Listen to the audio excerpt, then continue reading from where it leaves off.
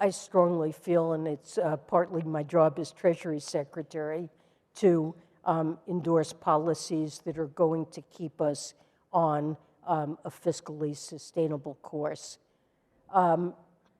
We went through a period in which interest rates were exceptionally low.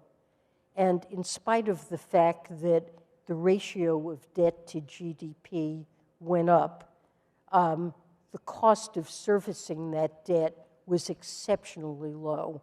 And I do think sometimes if you say a number, the absolute level of our public debt is $34 trillion, and that is a scary number. But we also have a huge economy.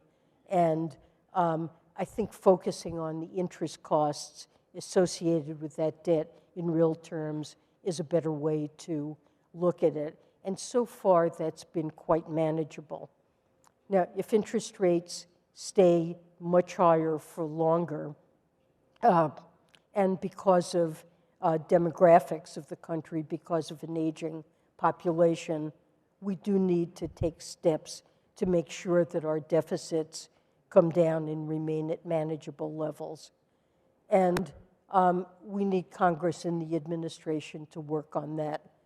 The president, at the same time, I also believe it's important to invest in our economy.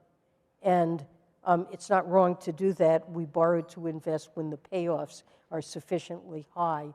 And for many of the investments I've discussed, I believe the payoffs are sufficiently high to merit borrowing for them, and we'll see a payoff in growth and tax revenue.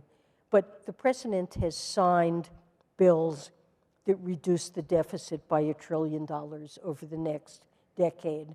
And he proposed a budget for 2024 that has an additional $2.5 trillion of deficit reduction. And that comes in a variety of ways. I talked about tax fairness, and there are some proposals to, including, there was a corporate alternative minimum tax that was passed, to ask corporations and the wealthy to pay their fair share. But in addition, we allowed the funding of the Internal Revenue Service to fall to dangerously low levels. And what we have been faced with now is a tax gap. And by that, I mean the difference between the taxes that are owed under our existing tax law and what's actually collected, that gap has been estimated at $7 trillion over the next decade. So investing in the IRS is a very important way to close the deficit and to regain the revenues we should be collecting under our existing tax code.